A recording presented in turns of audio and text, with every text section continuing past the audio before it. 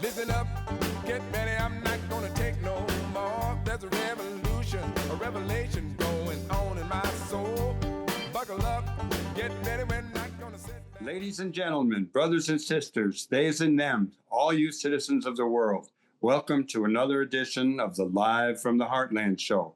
I'm Michael James. I'm up here in Chicago's very blue 49th Ward, and this is our show for the week of August 8th. And a couple things that I've been thinking about is that the country really is not the country we believed in and respected, at least in some measure, for a long time. Things are really different. Things are very challenging.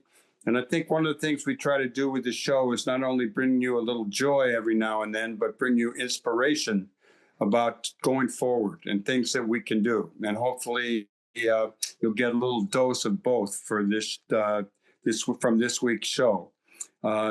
Just know that there are a lot of people out there and more on the way who are working for justice, who are trying to make this a better world for all. And it's never been easy. We didn't, in most of my life, we were kind of critical of the government. We came to like it a little bit better as things moved seemingly in a progressive direction. I think the country is ready for a more progressive tone. There's a lot of people out there, and hopefully so-called leaders won't be holding us back.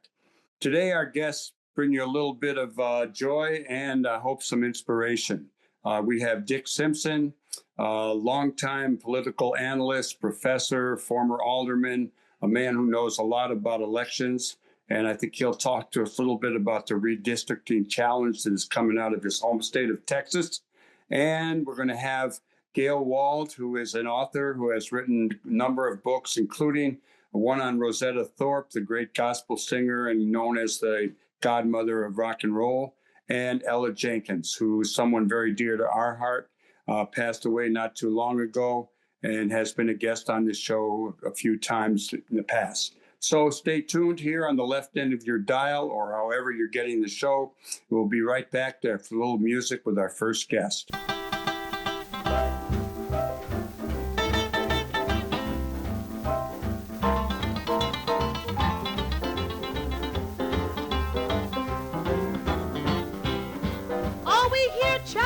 People say they are in this holy way.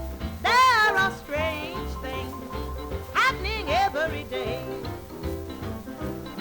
On that last great judgment day, when they drive them all away, there are strange things happening every day. Every day. Every day. Every day.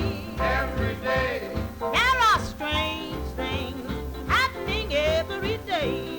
Every day. Every day. Every day. Every day. There are strange things happening every day. Welcome back to Live from the Heartland for the week of August 8th. And our next guest is someone who's been on the show a number of times in the past. He's an old friend, Dick Simpson. He was an old alderman here in Chicago. He was head of the political science department at the University of Illinois. He's an author, and he's a man who knows a lot about politics and has a lot of principles. So good day to you, Dick. Good to see you, Michael. I saw you on TV the other night, and they were grilling you about the gerrymandering going on in Texas. You know, a lot of Democrats have been looking forward to and hoping for some good results in the 2026 election. Things look good, but all of a sudden in jumps the Texas governor, Abbott, at the urging of President Trump. And he's talking about redistricting a state that's already been redistricted to the max. How about your views on all of that? Well, to start out, the 2026 election should be good for Democrats because voters vote retrospectively. They ask themselves, are they better off than they were since the last election? And with the problems in Medicaid, the problems of the tariffs, the terrible immigration attacks, most voters, you know, as they go to the grocery store and pay higher prices and so forth, are going to be inclined to support Democrats. And that's why Trump has urged Texas to break the rules, change mid-course and to gerrymander for partisan reasons to get up to 5 more seats for Republicans, because they only have a couple of seat majority depending on how interim elections go. So 5 more seats would be a lot. Will that actually, do they have hope of doing that? I mean, are they depending an awful lot on the Latino vote? Because Texas is probably, it's under 50% white, and there's always been this hope in the Democratic Party that the state will turn blue as more Latinos register and vote. But we did see in the last election where in the Valley, which had long gone Democrat, shifted a little bit. What's your take on the ethnic and racial makeup that they have to deal with in Texas?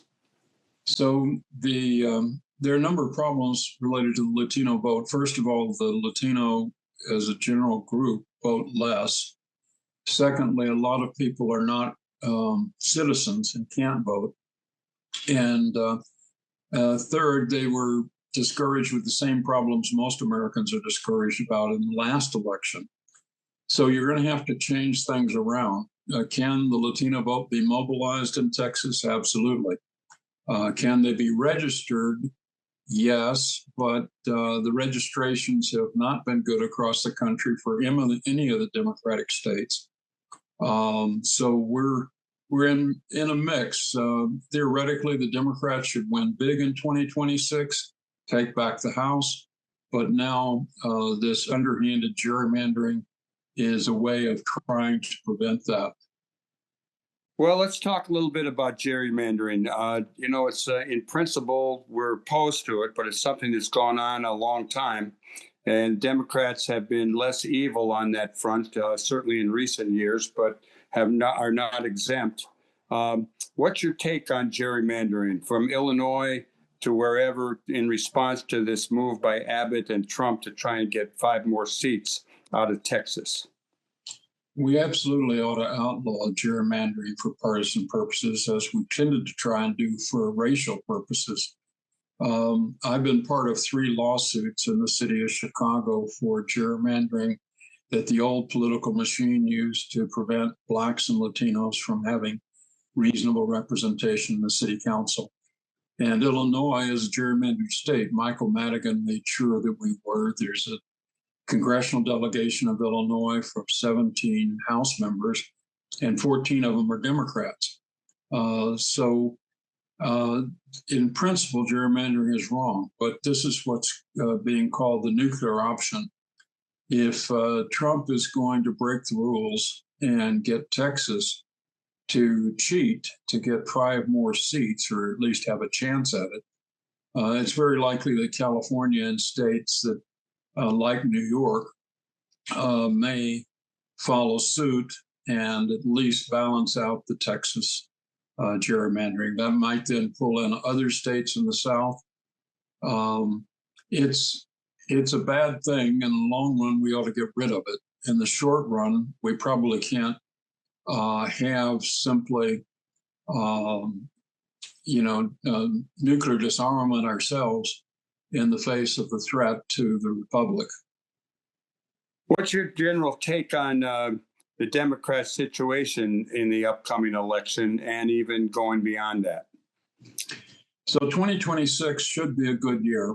Since voters vote retrospectively, we ought to be getting voters really outraged about the cost of groceries, about the cost of gas as it'll continue to go up. I expect the stock market to plunge again because of the economic problems. So voters, when they look around in 2026 and say, am I doing better under the Republican regime, since the Republicans control the White House, both houses of Congress, and a good bit of the Supreme Court, I think there's going to be a backlash against Republican rule. And Democrats in seats across the country that have been close. There's some near us in Iowa, there's some near us in Michigan and Wisconsin. I think the Democrats are going to win those seats. In Illinois, even though there are a lot of elections going on here, the balance between Democrats and Republicans in the Congress is not at stake. Dick Simpson, what's your take on these town meetings that some Republicans have held around the country and have had quite a considerable negative response? And I'm not sure if those are Democrats who are coming to those meetings or if they're actually Republicans. But I've seen a number of them.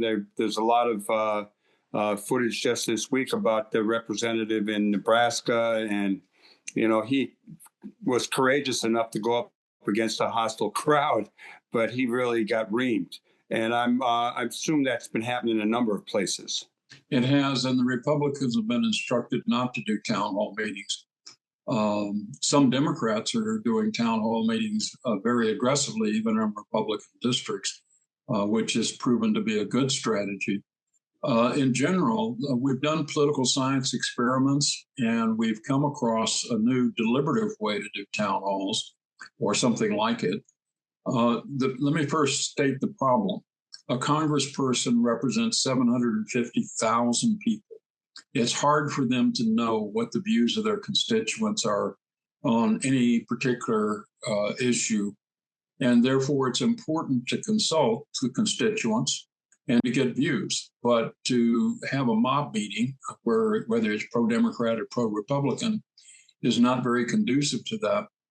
What we've done as political scientists is set up meetings where we use the survey methods to find 100 representative voters in each of the congressional districts, have the congressman meet with them by Zoom, and act and focus on only one issue, like immigration or the tariffs or whatever, and get reasoned positions. Let the congressman speak on why they are tending to do one thing or another, and let a cross-section of voters, not just all pro-Democrat or anti-Trump or pro-Trump, have a voice in the affairs. Those tend to be not shouting matches, but actual deliberations. Deliberation is the keynote to democracy. You talked a little bit about the House races in 2026 should be good for Democrats overall. What's your take on the Senate? It's been disparaged, so to speak, about the Democratic prospect for gains. But on the other hand, there is a serious challenge probably in Maine. North Carolina has an open seat now, and the former governor is running. And Ohio, there's an open seat. I don't know if the former Democratic senator will run again. What's your overall view on the Senate? Overall, I think we will pick up a couple of Senate seats. It's hard to predict exactly because these are when you're running statewide, these are fairly close races. They're also very expensive. Many of the congressional races cost for House of Representatives cost between $5 million and $20 million.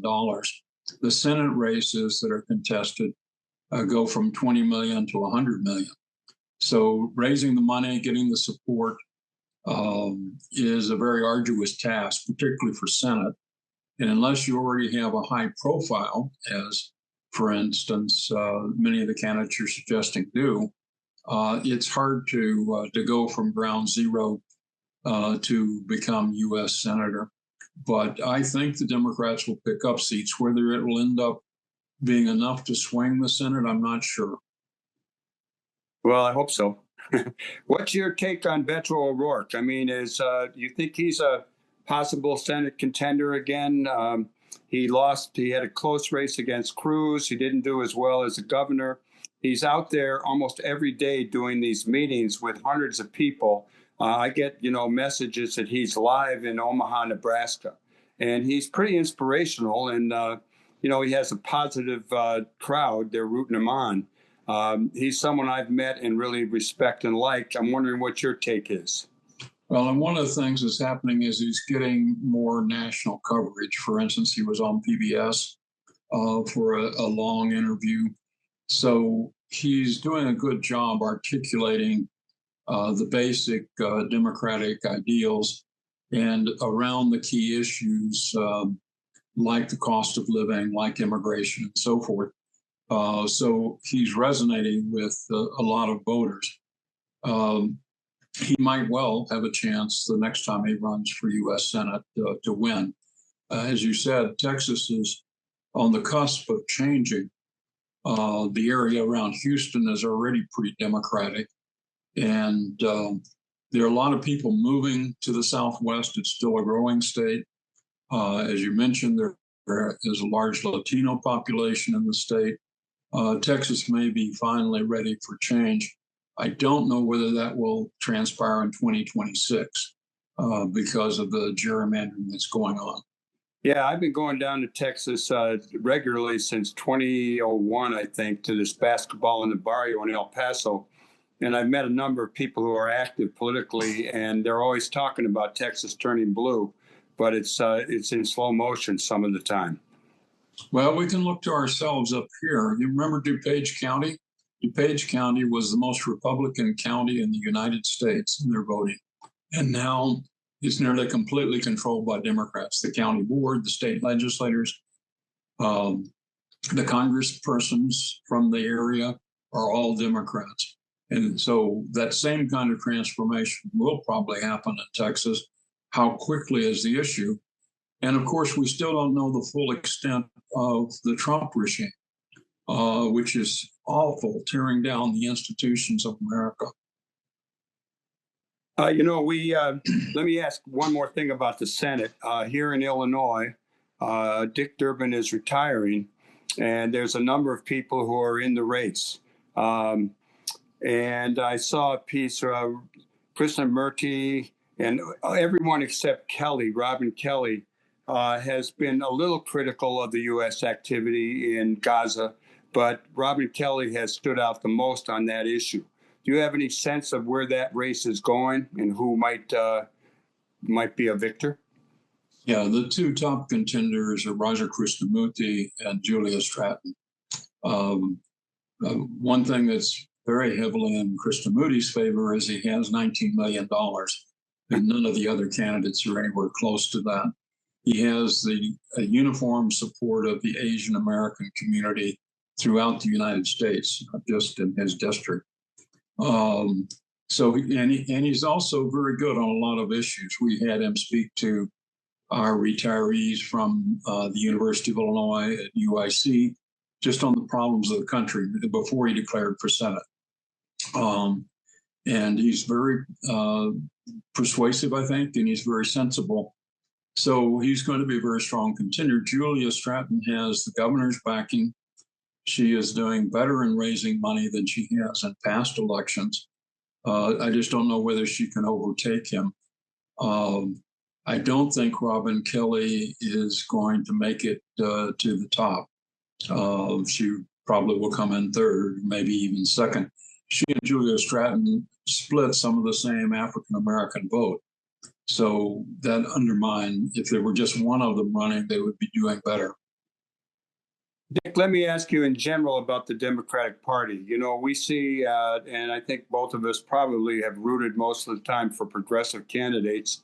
Over the years, we've heard a lot of centrist Democrats saying, well, we can't win. We have to tone it down. We have to go more to the middle. Do you think that still holds?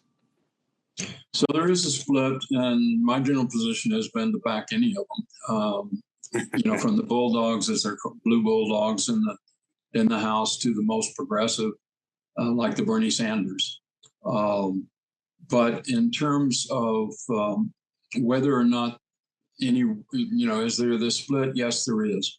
But the most important question is whether we'll still have a country in 3 more years. And at this point, without being particularly partisan, I've backed Republicans in the past on some elections. It's important to elect almost any Democrat. And I'm personally supporting in other states candidates from both the moderate wing, like Jared Golden in Maine, who is in the most red district in the country that a Democrat holds, to the most progressive candidates. So what really counts is, are they speaking to the people? And as long, like in the race in New York, as long as you talk about what is really the problem and offer a reasonable solution, I think that's a winning formula. I think the public is anxious to hear some way to get away from the costs of terror, some way to end masked men who pretend to be immigration agents.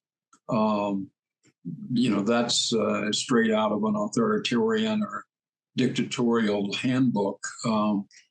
So there's lots to be able to mobilize, and I think either a moderate or a progressive can do it as long as they're focused on what people care about.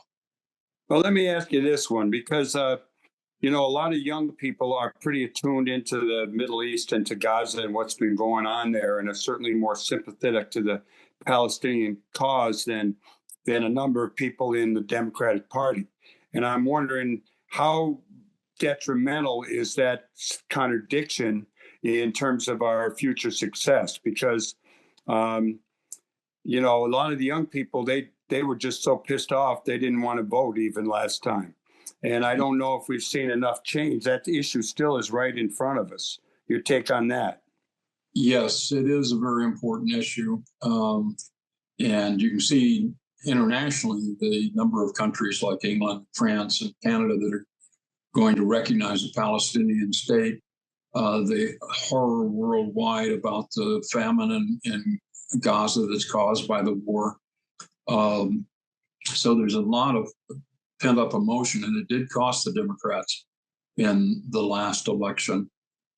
Finding a balance between the right of Israel to exist and creation of a stable Middle East is immediately taking care of the hunger and starvation in Gaza. It's important to articulate clearly where you stand and to at least understand that the situation in Gaza demands immediate attention. We got about a minute left. How about some words of inspiration, suggestions on what people might be doing in these seemingly dire times on the political front? I think it's important to support every good cause, so that if you want to, support the lawsuits, backing ACLU or Common Cause or those kinds of groups is a good thing. There are a number of groups that are organizing around the country, and it's important to support those organizing efforts. There's an effort out of Wisconsin to support the 5 key states in the country where the so-called swing states, and to provide money directly to Democrats to organize. Organize, I think, is the key word, and support efforts to organize any way you can.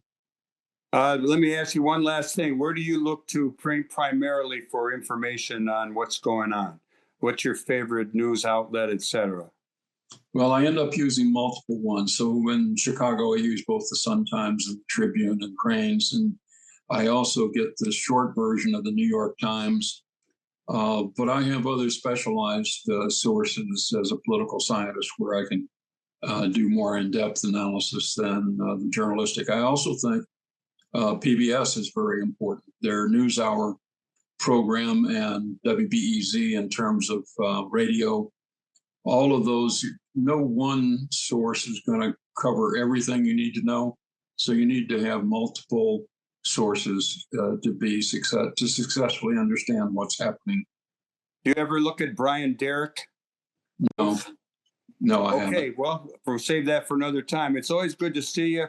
I hope to see you in person. The last time I saw you, we were talking about your book. You want to tell people the name of your book real quick? Well, I have a bunch of them. The latest one is called Chicago's Modern Mayors, which is the history of mayors since the time of Harold Washington. And it's a nice way to understand Chicago politics. The one closer to what we're talking about today is Democracy's Rebirth. Dick Simpson, thanks for joining me for Live from the Heartland. Look forward to seeing you in the not too far off. That would be great. Now, did you feed my cow? Yes, ma'am. Could you tell me how? Yes, ma'am. And we say, well, what did you feed her? You'll say corn and hay. What did you feed her? Corn and hay. What did you feed her? Corn and hay. Did you milk her good? Yes, ma'am. Well, did you milk her like you should? Yes, ma'am. We'll say, how did you milk her? Now, this is a farm that doesn't have too much in the way of machinery, so we'll have to milk by hand. and you put your hands in a position of milking the cow, and we'll simply say, how did we milk her? Squish, squish, squish. How did you milk her? Squish, squish, squish. How did you milk her? Squish, squish, squish. Did my cow get sick? Yes, ma'am. Was she covered with tick? Yes, ma'am. All right, who knows what a tick is? Welcome back, all you listeners, to Live from the Heartland for the week of August 8th. And our next guest is someone who has written a number of books oriented toward music and civil rights. Her name is Gayle Wald, and she is a professor at George Washington University. She has a book out on Ella Jenkins, who is no stranger to this show. Ella, who would have been 101 today on the day we were recording this, that would be the 6th of August. And she also has a book out called Shout, Sister, Shout, on the godmother of rock and roll, Rosetta Tharpe. Good morning to you. Good morning. How about starting off by telling us a little bit about yourself and what drew you to do these musical books? Because they're really neat. I haven't read them all, but I certainly like the covers, and I'm looking forward to reading them. So I came to it in a funny way. I have a PhD. I'm a professor of American Studies. I have a PhD in English. And when I was in graduate school, people were starting to realize that you could use techniques of reading text to talk about cultural objects that were not just books. And I got into writing about music. I had always been deeply interested in music, and I got interested in writing about music growing out of a DJ gig that I had in graduate school. One thing led to another. And when I first, the book writing about musicians started when I discovered for myself Rosetta Tharpe in the late 1990s. And had been going around using her as an example in some of my scholarship. And the more I went around and talked about her, the more I realized that even people who are pretty well versed on American music, scholars, academics, didn't know a lot about her. This is late 90s, early 2000s. And so I decided that maybe the best thing I could try to do was to write a biography. That was kind of the first entrance into writing biography. I'd been long writing about American music, doing research about American music, but writing biography hadn't been on my radar until I kind of felt like there was a real gap for Rosetta Tharpe. Where did you grow up? I grew up in Philadelphia. And were you in a rock and roll band ever?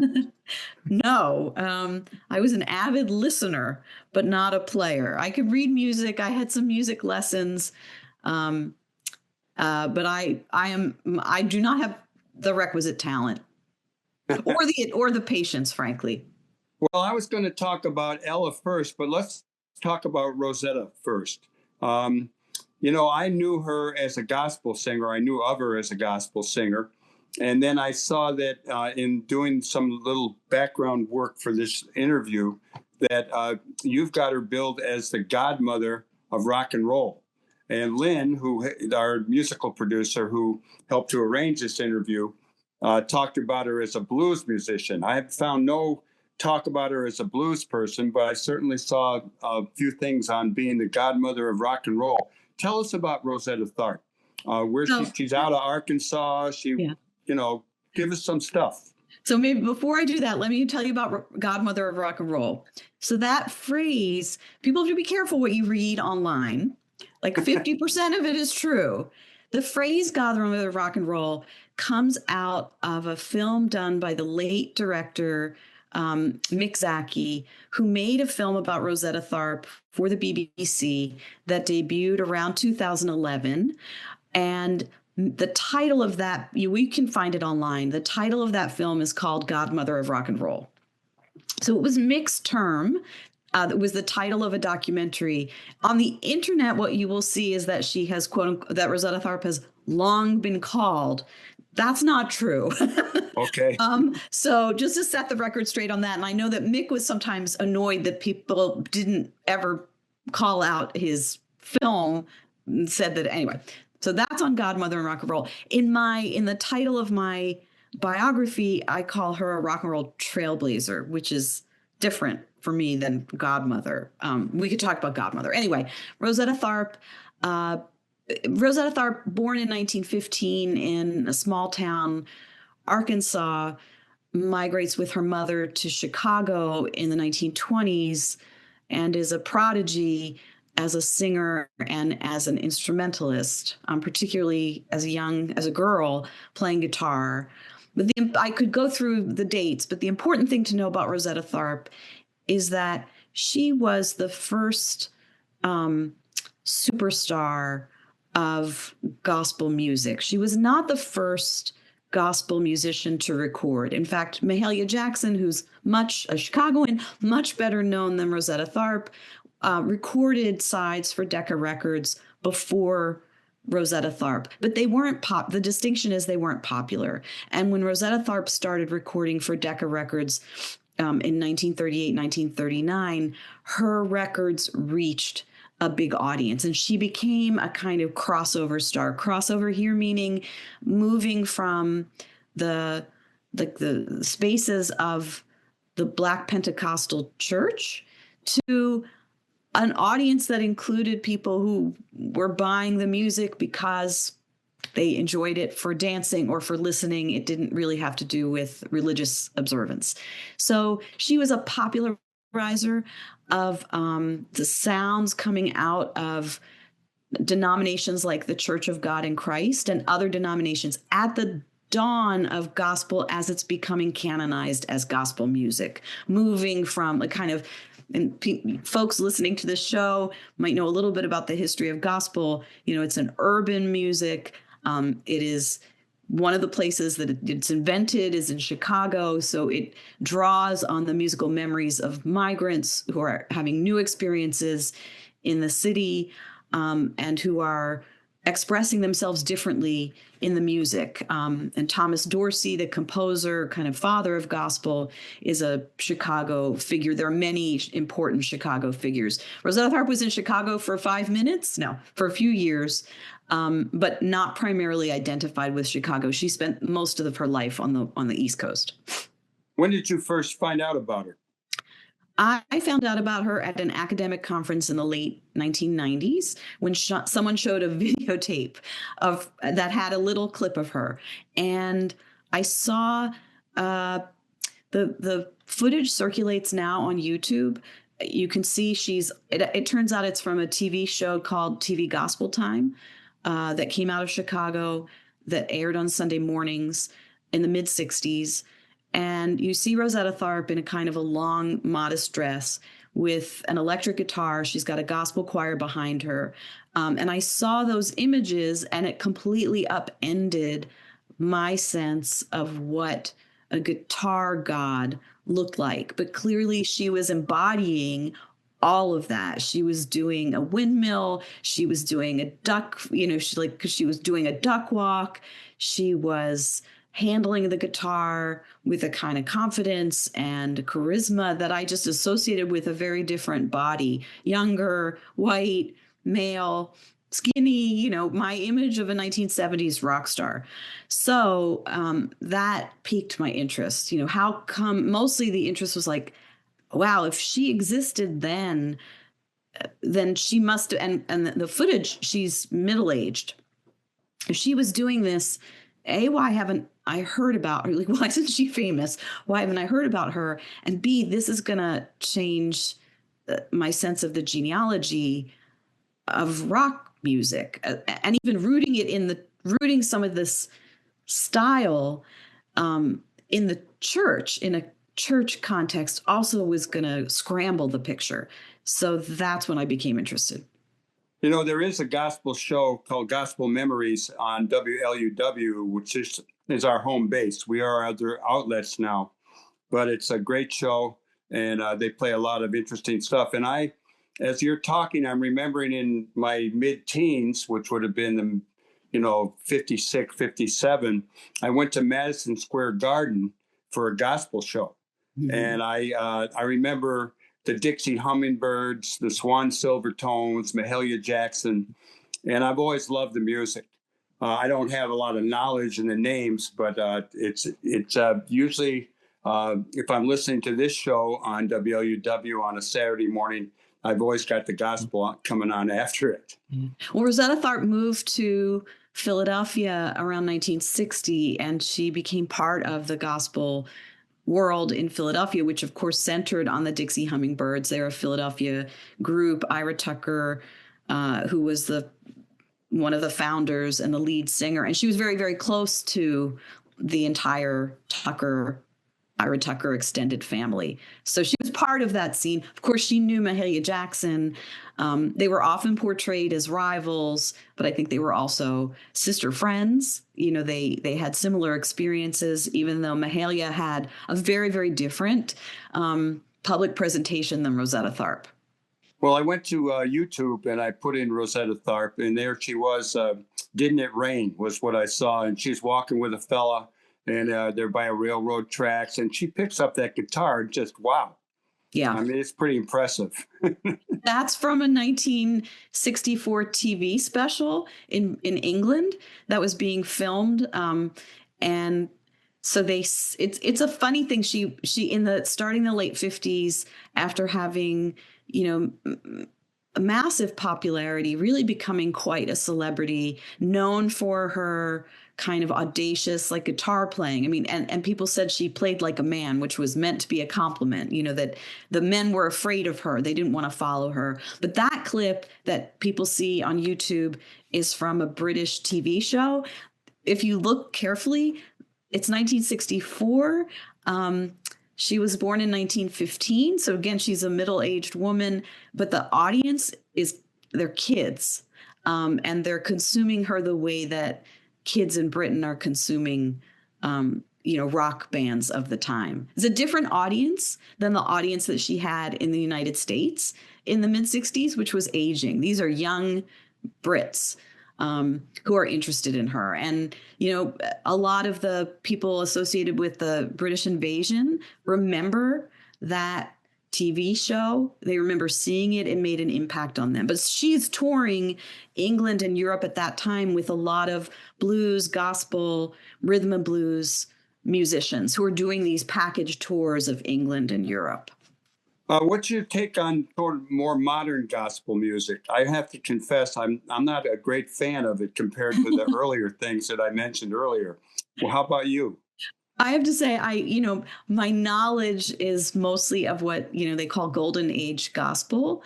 But, what's fascinating to me about gospel is the way that it borrows from and also influences, so-called secular music. So I'm really interested in the ways that gospel has branched out to hip hop and, kind of serving different audiences with different aesthetics, different musical aesthetics.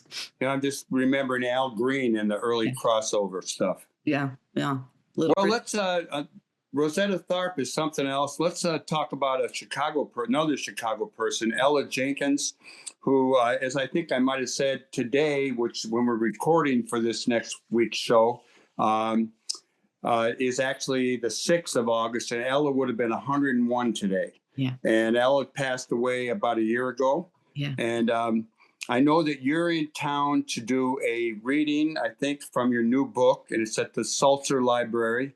I don't have the address handy, but it's right over there near Western and Montrose. And there's also going to be a dedication of a park with Ella's name on Wisconsin and Sedgwick. I'm not sure of the exact address. If you have those, feel free to share them. But how about talking a little bit about Ella Jenkins and your book about her, which is This Is Rhythm. Ella Jenkins, music and the long civil rights movement. Yeah. So, I met Ella Jenkins in around 2017. She was another kind of trailblazing figure in the spirit of Rosetta Tharpe, very different, who interested me. And someone at a Smithsonian Folkways Records, when I went poking around in the archive there, said, "Oh, Ella really enjoys having visitors." So I thought, I'll try to visit her.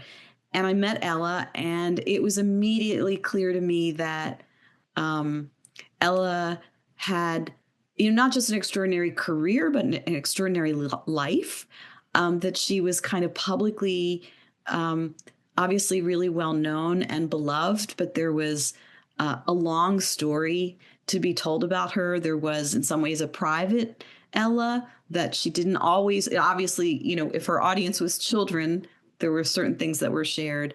But I became fascinated with her incredible journey, her impact on children's music. I think I call her in the book the most prolific and significant children's musician of the 20th century, and the ways that she revolutionized children's music by drawing on the music of her Black girlhood in Chicago.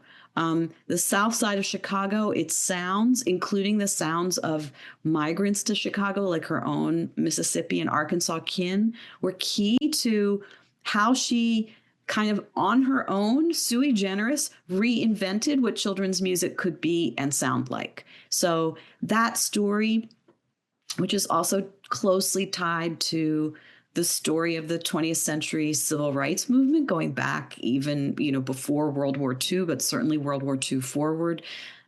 Ella was not only a civil rights activist in many ways, but her story is entwined with the story of civil rights. And I became really interested in how Ella Jenkins, one of the things she did in terms of changing the ways that music was taught to kids was she insisted on music as a tool that could be used, not an end in and of itself. So always she approached music as a way of teaching kids, and her message always had to do with a kind of social justice message. It had to do with racial equality. It had to do with respecting other people.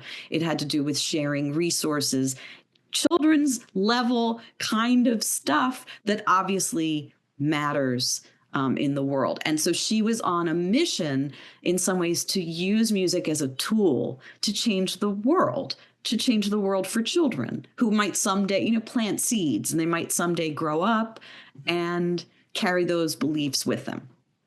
Very nice. I first became aware of her. I didn't know a lot about her, and I'd like to think that I knew a lot about music.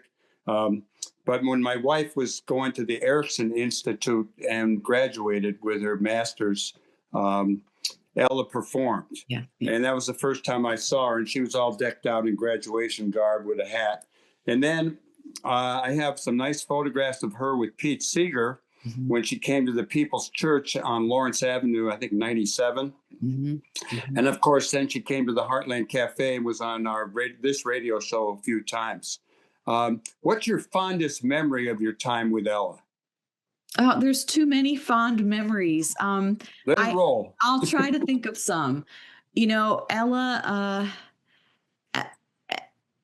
even in her later years, when, there was some cognitive decline, Ella was incredibly expressive and would light up when she remembered music. So a lot of people don't know this. Ella's first instruments were hand percussion, specifically kind of Afro-Cuban drums. She played the conga drum. She learned bongos. She was self-taught as a percussion player. That happened because she was in San Francisco finishing a college degree, saw a Black man with a conga drum, went up to him on the street and said, "Do you play that thing? Who are you?" He turned out to be Armando Peraza, one of the most famous, most influential Cuban percussionists who came to the United States in the 1950s. Anyway, whenever Ella would talk about Armando, she would start drumming. Her hands would start moving. And so my memories of her this is a way of saying my memories of her are filled with being present with Ella as she remembered music that mattered to her. She could pull up a 1940s Union song and start singing it, and first of all, her incredible repertoire, her incredible memory for I don't know, thousands of songs, hundreds or thousands of songs, but also just it was energy that was running through her. The other thing that, maybe people don't know is Ella had a wicked sense of humor. And I can't think of, I guess, when I would see her and, sometimes remind her I'm writing a book about you, she would say things like, well, anything you write, It's going to be important. So she was irreverent in the most lovely and fun way. That was very special to be around. Well, we love Ella Jenkins and we miss her. Once again, you're going to be at the Sulzer Library on this Saturday, which is the 8th. What is it, around 2 o'clock or 1 o'clock? Do you know? That's okay. I'm going to mess up because of Chicago times. Yeah, we're going to, Saturday is, my son is telling me, is the 9th, not the 8th. Thank you. And then the following day, and I'm not sure of the address, but there's a park named after Ella, and there's going to be a dedication on Sunday, the 10th. Correct. All right. So let me, Gayle Wald, let me ask you, what's next for you? What do you got in the hopper? Because you have a number of books out already. And I don't know. I'm looking forward to reading them. This book just came out. So, you kind of have to let inspiration come, the right story that you feel like, not only is it like a story that you feel qualified to tell, but it feels, like it's a fit. I kind of would like to write another biography because I've enjoyed writing 2 biographies. I've really enjoyed it's a very research intensive. People spend years doing it. But I find it really, really satisfying to try to enter into someone's life, as impossible as that is. To kind of, you don't know what someone was thinking, but to kind of enter into a life and to try to explore a life, I find it really compelling. So who knows? If you found any ideas, let me know. I have some thoughts. I got plenty of ideas of my own things I got to finish and get on. Let me switch gears a little bit. I note that you are teaching at George Washington University, and I think I saw in the news recently that George Washington University, like Harvard and a number of other places, is a bit under fire from the regressive, backward administration we currently have in the Capitol. And I'm wondering if you could share anything on that. What's happening at your university or not? Well, yeah, it's bad. It's not a very fun time right now to be working in a university. Belts are tightened. There's going to be layoffs. There's hiring freezes. There's salary freezes. I think mostly at this point, in response to the freezing of federal research grants for scientists and the threats of not letting universities take the quote unquote indirect costs from research grants. So the blow to science research is profound. We have yet to see, I don't think, and I think that's just the chilling atmosphere around, I teach, for example, African-American history in my classes. I teach about the history of U.S. empire. I teach about things like Native genocide. These are parts of our history. Yeah. But the chilling, so, no one's going to change the facts, but the chill around, the discussion of things that are now labeled truths, that are now labeled woke or DEI is distressing. And so we'll see. I have a lot of faith in our students. So we'll see. Any final words of wisdom for those who are about doing good in the world and going forward to change things for the better? Oh my God, we need everyone. I feel like everyone, sometimes I think, if I weren't writing these books, maybe I could do something more tangible. But I think everyone has what tangible, I mean, somehow activism. I really feel like everyone has their role to play. I'm grateful to the activists. I'm grateful to the people who are in public office who are trying to hold it down. But I'm grateful to the artists who are giving us, reasons to feel joy together. I'm grateful, to like all of it. So, we need each other. Well, it's really great talking to you, and I hope I get to meet you soon. Maybe I'll get over to the event on Saturday. We'll see. I want to thank everybody who tuned in to listen today. And I'll just, I found the details so that the event is Sulzer Library, 4455 North Lincoln Avenue, and it is at 1 o'clock local time. Oh, good. Hal will put that in the video and on the audio. We've got it. Okay, good. So everybody out there, keep doing good in the world. The world needs all the good that you do, that I do, that Gayle does, that Dick Simpson does. But Ella Jenkins did. Yeah. Ella Jenkins is an inspiration, and Rosetta Tharpe is too. Google them, turn them on. You can get the music anywhere these days. And once again, thank you to Gayle Wald. Thank you to Dick Simpson. Thanks to our producers, Lynn Orman, who pulled off this last interview. To Katie Hogan, to Tom Clark, our engineer, Hal James. Keep doing good in the world. The world needs all the good that we do together. All power to the people. Over and out. See you next week.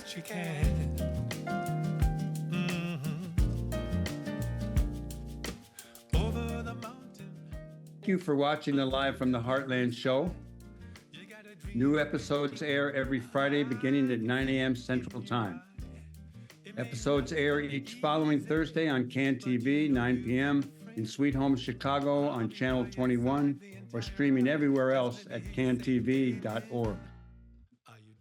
Audio episodes go live on WLUW each Saturday, 9 a.m.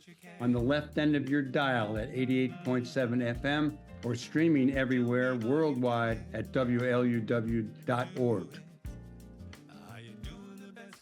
They're available on Apple and Spotify podcasts by looking up Live from the Heartland on either platform, and are also broadcast on Lumpen Radio each Friday at 9 a.m. on 105.5 FM and streaming at lumpenradio.com. I'm Michael James, and I'm glad to have been your host. Until next time, remember, do good in the world because the world needs all the good that you do, that I do, that we do together. All power to the people. Over and out. Come to Limbo. Are you doing the best you can? Tell me, are you doing